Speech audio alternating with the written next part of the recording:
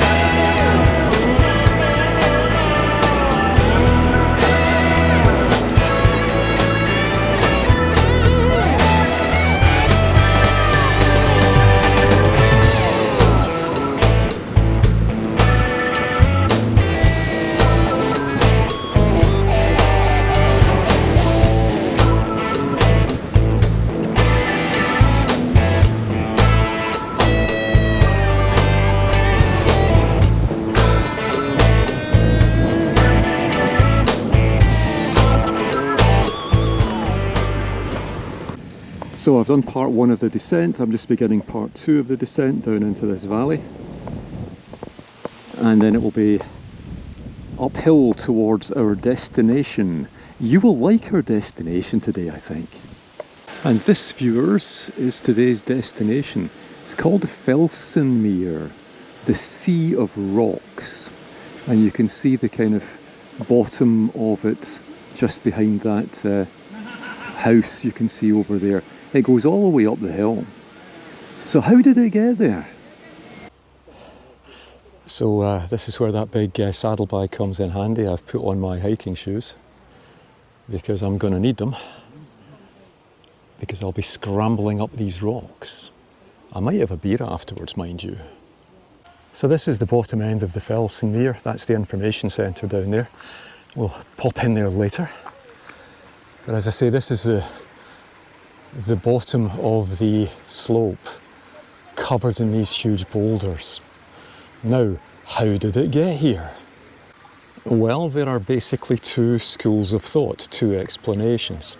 The first one is what I would call the scientific explanation, and that is that this is the result of a kind of geological process over hundreds of millions of years. It's scientific, but not that exciting. So what happened was that two continents collided, Euro-America and Gondwana. Now when I say collided,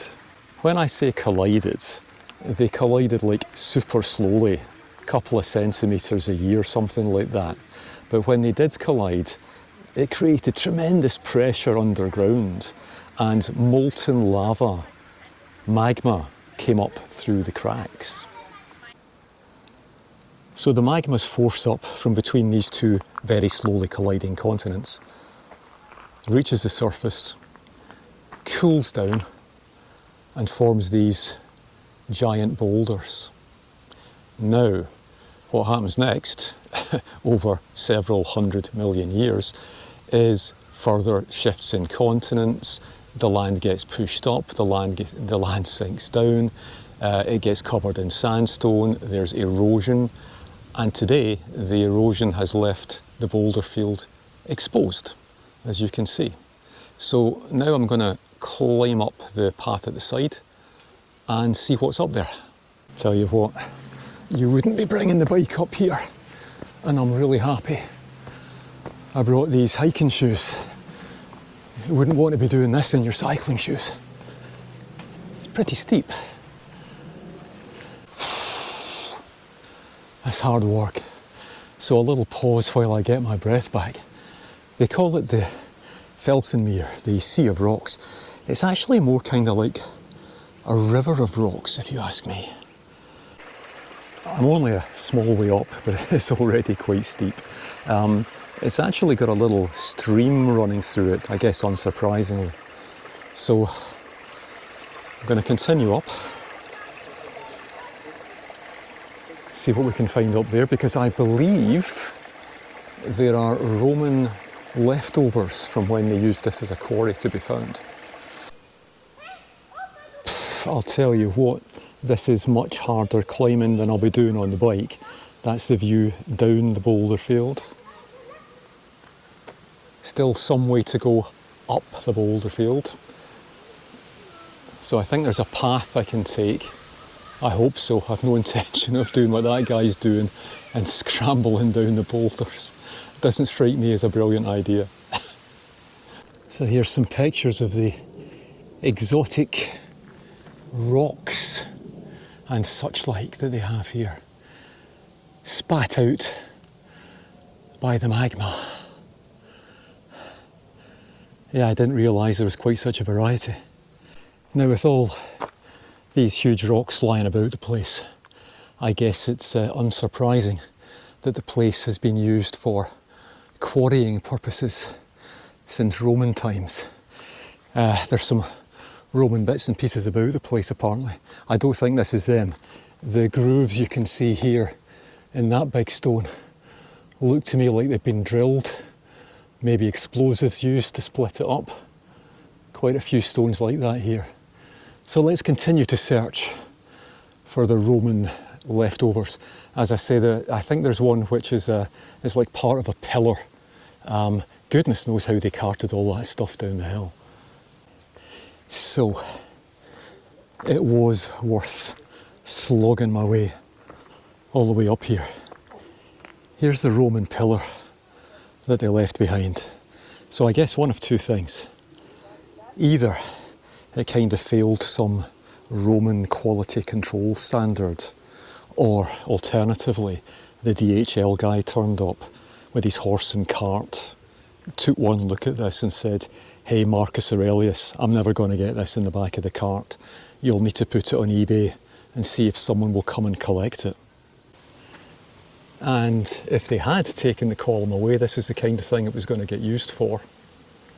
I imagine this is depicting how it would be prepared. And I shall perhaps investigate this later and see where they were using these things. There's quite a lot of Roman ruins around the place here because the Bergstrasse was like a north-south trade route for the Romans. So the beginning of the Sea of Rocks is just up there, and then it goes down the hill as far as the eye can see and turns a corner. Some brave people are kind of scrambling down through the rocks, but no chance of me doing that. A broken ankle is not really what I need at this stage in the game. And now, thank heavens, it's downhill all the way. It's funny, my knee's not giving me any bother at all. I can sort of schlep up a big climb like this, not a twinge. I only ever seem to get it if I've overdone it on the bike. I don't know, must be just the different muscle movements that differentiate between the two. But now my leg feels fine. But I could certainly do with a beer when I get down to the other end. A very, very cold beer.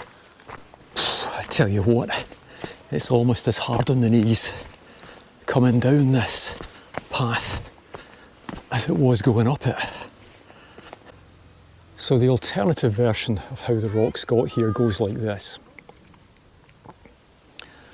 Long time ago there were two giants lived here, one on the Felsberg and one over on the neighbouring hill, and these two giants didn't get on.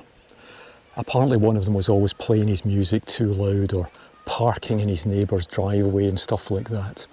So anyway, things came to a head and a fight broke out, and the two giants started throwing rocks at each other. Now, being giants, the rocks that they threw were rather big, and the giant on the hill over there had more rocks than the Felsberg giant, so he won. And it is said that the Felsberg giant is buried somewhere under these rocks. That's my preferred explanation, no doubt about it. And now I'm going to see if I can get myself a very well-earned cold drink. The place certainly appears to be open. Cheers. Well, not a moment too soon, I can tell you. That was hard.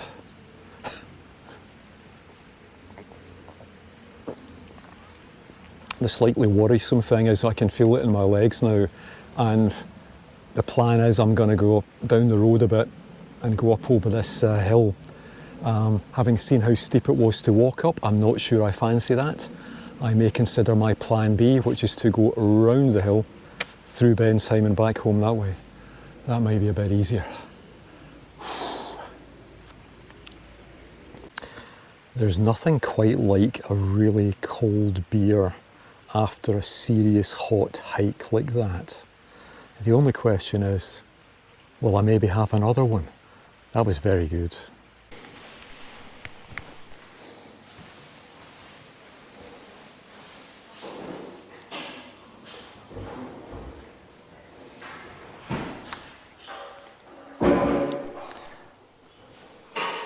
This is the wee visitor centre.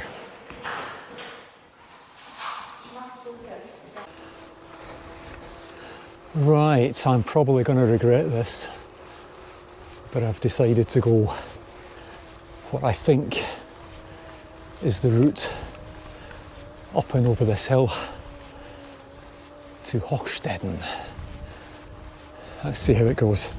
I've got plenty charge in the battery anyway, so I think I should be okay. You know what? I think I made it. The road flattens out here although this may be a false dawn. Perhaps it will kick up again in but a few minutes. Soon find out. False dawn indeed. And to make matters worse, the already crappy road turns to gravel. Oh, blimey. It just gets worse. Right, so not the best news. I've managed to get myself completely lost. I thought I was heading towards Hofsteden, but I don't know. This is the first signpost I've seen for ages. Now, the Felsberg is 3 kilometres away, give or take. That's a mountain, well, not a mountain top, a hilltop location. But at least I know where I am when I get there. These other places, well, Orbea Gain, but that's a long way away. I don't really want to go there. I think I'll head for the Felsberg. Well, believe it or not, having got thoroughly lost, I have ended up cycling round and up to the very top of the Felsenmeer. Downhill all the way from there. But this is the very top.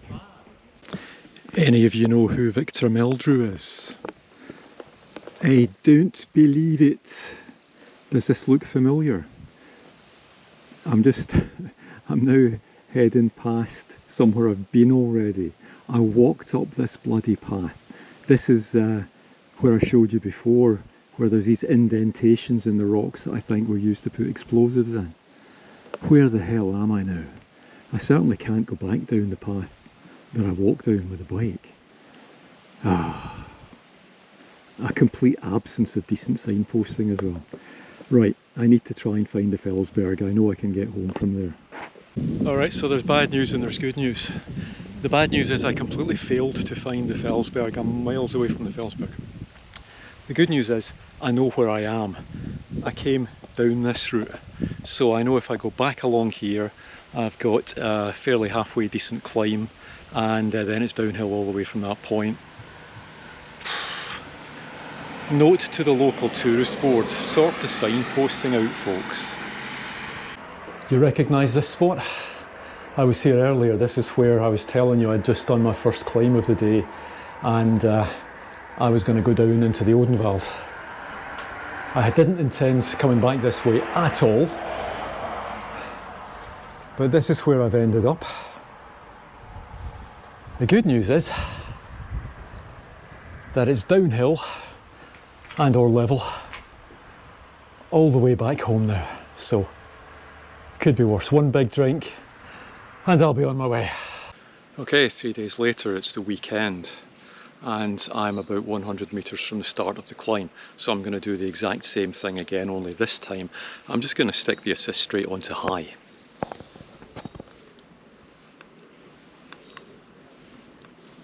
Okay, so I think that was quite an interesting little exercise. The exact same climb, almost identical conditions, except I'd switched the assist on to full at the bottom of the climb.